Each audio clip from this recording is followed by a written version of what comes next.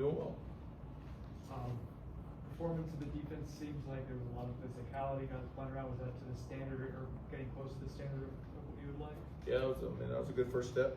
You know, there's always things to improve on, but the thing that I saw was at all the levels, you know, the defensive front, linebackers, and secondary, you know, they wanted to be aggressive and they wanted to be physical. So that's a really good first step. But there's a lot of stuff to clean up.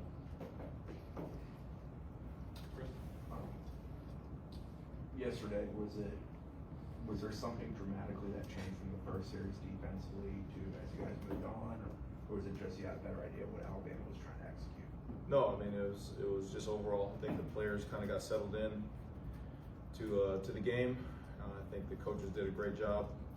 You know, the guys on the sidelines, Zach Arnett in the box. I mean, just overall communication about what they were doing that first drive, and then I think the lack of or the elimination of some of those missed assignments in there. You know, we didn't play as clean as we wanted to, and you know you see the miscommunications, you see the misalignments and all that kind of stuff, missed techniques, and then it's no wonder why play would hit here and there. So those are the things we got to get cleaned up. Otherwise we won't, especially against good opponents like that. You won't be able to win games like that. You obviously rotated a lot, but it started right away. Like that first drive, was that the plan, or was that just because that drive went so long? No, it's the plan. I mean, guys, we go in there. Coach Norvell, you know, he likes to. I think it was on the Friday where we sit down and we kind of have a vision for all the guys and how many snaps that they should get, or just kind of packages and things like that. And so we wanted to get guys in there early. You know, we knew it was a hot day. I mean, Bama is going to be a physical game, so I just think the overall benefits of guys knowing that they're going to play and then backing that up with actual action. I think that does a lot of things for the locker room. You know, it keeps competition alive, making sure that sometimes you're on, sometimes you're off, and if you don't live up to the standard, you will get replaced in a heartbeat. But it does great for morale. Game week preparation. We tell those guys they're going to play, and they play. When they come show up on Sunday, they know that you're keeping your word, as much as you can, and they see it. So they're going to reinvest in the process and double down on it. So that way, they can have a better week of preparation. So. When you look at Blake Nicholson, you said that everyone's got to be ready for their moment because you're going to rotate. He comes in, he makes an impact in that game. What can that do for his confidence? Oh, I mean, it was awesome. It was awesome to see Blake because but it's not a surprise because he had been turning it up the last couple weeks of camp. You could see him letting loose. Blake is a very conscientious guy. He wants to do right. And in this game of football, like sometimes it ain't gonna go right. You know what I mean? But guys make it up with physicality, aggression, and effort. And so I think with him, he's learning the dynamic of, hey, like I need to be right. I need to know what I'm gonna do, but like I can play super fast and I can play really, really aggressive and physical. And you saw that, man. He made a couple really, really nice plays. And again, going into the week, that'll boost him up for more snaps and possible starting role. So. Really? Mandreau got a lot of action. Seemed like he made some impactful plays. I know you had high expectations for him. And how did he do with your, your opinion with those snaps? Yeah, I mean, if both the twins, if they continue to do what they're supposed to do, they'll be freshman All-Americans. I mean, you had a freshman right there go up against one of the best offensive lines in the country, and he was relentless. I mean, he played with physicality, he played with twitch, he played with an attitude. I mean, a lot of guys play like that up there, but a freshman going up there against his welcome to college football is against Bama, and he goes out there and does that. They both should be damn freshman All-Americans. You know what I mean? So that's what we expect. It hasn't changed. I mean, it was one game. He had plenty of assignment errors, things like that he's got to make up for. But the thing you love about them is they play the game so hard and aggressive and physical, and that's going to get rewarded around here. So it was good to see him go out there and play and make some plays. One. In terms of veterans, Daniel Lyons is a guy that I don't know if we really talk a lot about in the preseason, but what sort of impact did he have and how much are you going to be relying on him moving forward? Yeah, same way. I mean, you saw Dan Lyons. I mean, he's plus 30 or 40 from last year. He's a guy who just, was quietly getting better every single time he did it. And I know he's battling through some nagging injuries here and there.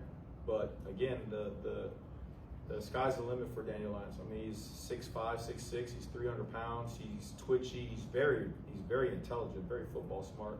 So he's in that category of now is his time to shine. Now is his time to show everybody what he can do. You know, so as he catches up with his conditioning, with his added weight, I think you're only going to start to see his performance take off. I don't know if, I mean, I'm sure you had an idea what you were going to see from the team in terms of how they handle adversity and different things. When the muff punt happened, the defense had to go back out there. What did you see from them? What did you expect that, and what did you think of it? No, I mean, well, that's part of the process, right? I mean, Coach Norvell, I mean, throughout the course of training camp and practices, we always have periods, and you know, sudden change, he'll spot the ball. It's like, hey, we got to go out there and make plays. So, number one, they've been put in those positions beforehand. But the thing that I'm really pleased with that is you didn't hear from, especially coming from last year, you didn't hear any panic. You didn't hear any kind of like, oh man, blaming the offense. You kind of just said, hey, defense is up, huddle them up, let's take the field, let's get a stop, and they went out there and did that. So again, just small steps, but small steps forward is really crucial. Corey? There was a play, I think it was in the first half, they're running a tunnel screen to Ryan Williams. And it looked like at least three players on your defense recognized it immediately, including two defensive linemen, McCray and KJ Sampson, and kind of backed up immediately. I know the physicality makes you proud and how hard they play makes you proud. But what went into that? What went into them recognizing it so quickly that's what they're trying to do and trying to get in that passing lane? I think when you see something like that, that's a great observation right there. I think when you see something like that, I think that is a confirmation, you know, of the process working. And what I mean by that is, you know, the coaches, they spend a lot of time in this building. They spend a lot of time looking and trying to scout cards up and, you know, put our guys in the situations that they're going to be in the game.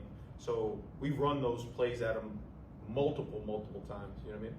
So it was a good job of the coaches scouting out the plays we thought we were going to see. The auxiliary guys, you know, Meach, Jaleel, Parker Mara, Zach Barnett, you know, Greg Moss, Ernie Sims, all the guys putting the scripts together and doing those things like that. And then seeing the looks from our Black Ops team, you know, over and over throughout the course of time.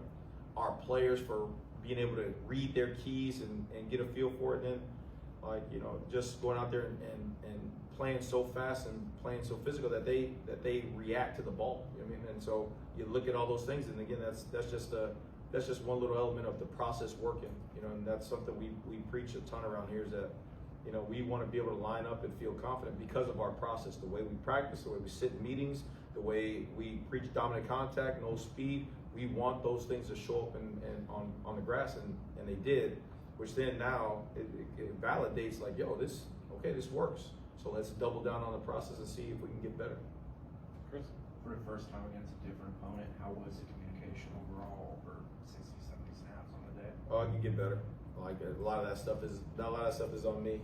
You know, I got to get better in terms of that. Not giving too much on the play to guys where we're busting coverages. We're not all on the same page. Too many damn times a quarterback. You know, he's a mobile quarterback. You know, give him his props right there. But too many times it was us not running the right stuff, not being on the same page, and letting them get out of there and extend plays and convert on 3rd and 4th downs and stuff. So, you know, all that stuff's got to get cleaned up. It will get cleaned up. You mentioned 3rd and 4th downs. I think the first drive they were 2 for 3 on 3rd down and 1 for 1 on 4th, and then they went 4 for 14 and 1 for 4. What went into that? And there was a couple plays too, like the one where Justin Cryer comes across, you recognize the running back, and it's just inches between a first down and a turnover. What does that do for you as a coach when you see that kind of fight? You know what? I learned from Herm Edwards, Marvin Lewis, AP, and those guys. You know what? Like, and Coach Rocky Long, that you trust those players. I mean, like, again, that's part of the process, right? Is that I'm going to go out there and let them play ball. I'm going to give them a call, and I'm going to trust that throughout the week we put them in those situations that they know what to do, they know how to do it, but more importantly, they feel confident in executing it. You know, and that's a great example. I mean, you know, we call it coverage, and we're a man. You know, Juice goes out there and sees it, and they run. And we hadn't worked on that necessarily. We worked on that play, but from a different set.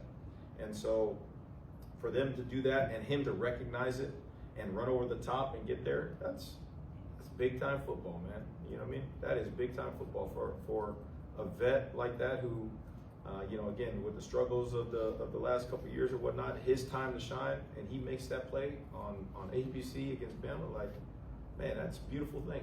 You know what I mean? So, he you know, you can't talk enough about him investing in the process and doing those things. But now, again, that was last game. So today's a reflection day. You know, that was great recognition, but it was what can we improve on to play better football. Brendan? On some of the in-game rotations, did you guys make adjustments based on performance or what's working?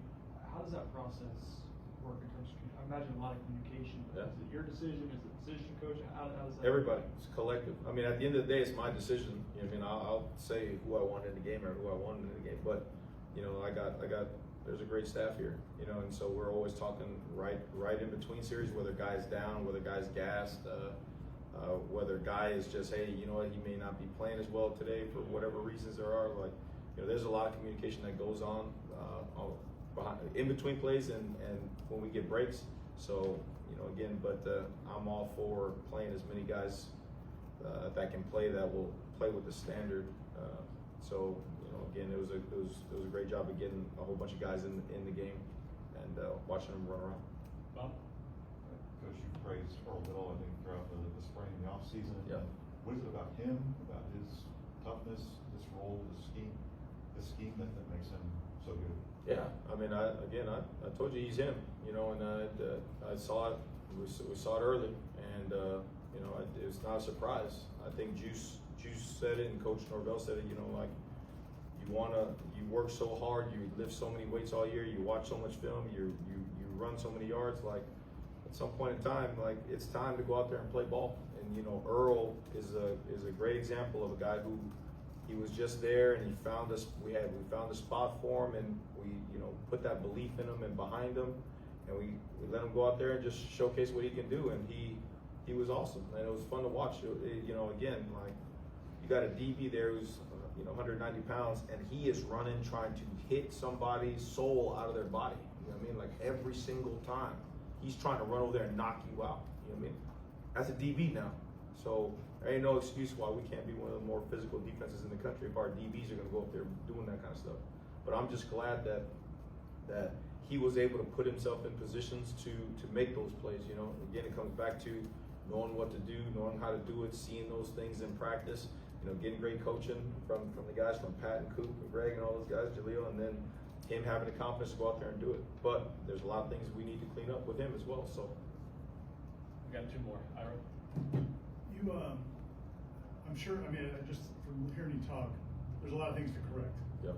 So as good as everybody felt last night, have you already had conversations with the guys about that and how they respond to it? And then also, this was your first chance on the FSU sideline in that stadium. How helpful was the crowd with the false starts? yeah.